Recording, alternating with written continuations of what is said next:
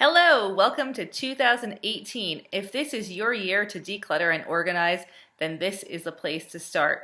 I'm Jess Marcy. I'm a professional organizer, and I have 10 honest truths about the decluttering and organizing process that will help you as you move forward through your big project this year. So, without further ado, and in no particular order, here we go. Number one, decluttering and organizing is a skill set. Some people, yes, are more naturally organized than other people, but everyone can have a decluttered and organized home that is easy to maintain. You just need to learn a couple of simple skills and practice them, and you will get much better at decluttering and organizing, and you'll be able to maintain that home of your dreams, that easy to find things, decluttered and organized home. Number two, you probably already know this, but it's worthwhile to say it out loud. You have too much stuff. If you want to have an organized home, you need to live within the storage space that you have within your home. That is your parameter.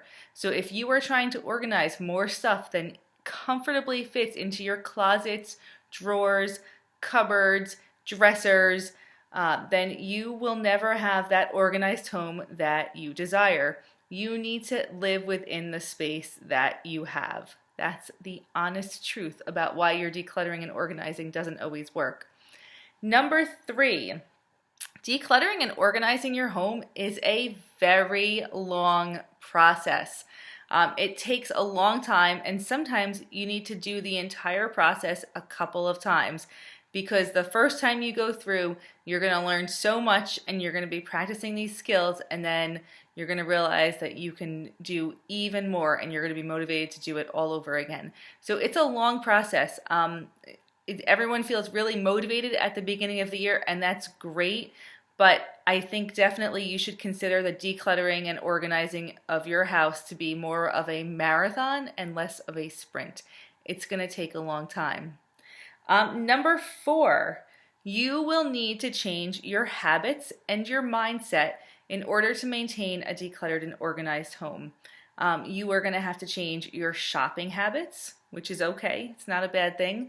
And sometimes you actually have to shift your identity a little bit. We have a lot of identity wrapped up in the stuff that we own, and sometimes in order to maintain this decluttered home and prioritize your sanity for the long run, you need to address some of your own identity issues. So nobody ever tells you that when you start decluttering and organizing, or when you're looking at these beautiful pictures on Pinterest, but that's another truth. Number five, it is likely that as you are going through all of your physical possessions and dealing with your physical clutter, you will uncover other types of clutter that need to be addressed.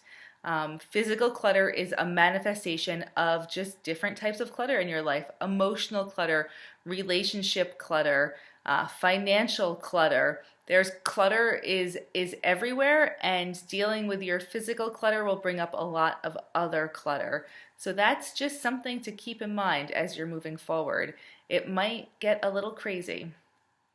Number six, it will get worse before it gets better. I call this temporary upheaval.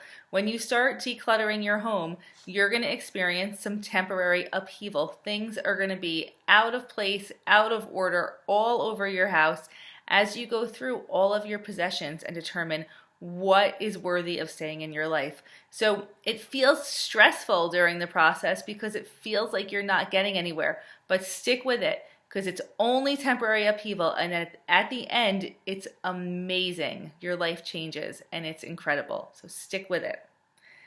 Number seven, you may have to have difficult conversations with loved ones. So this is part of the relationship clutter that might come up when you're dealing with physical clutter.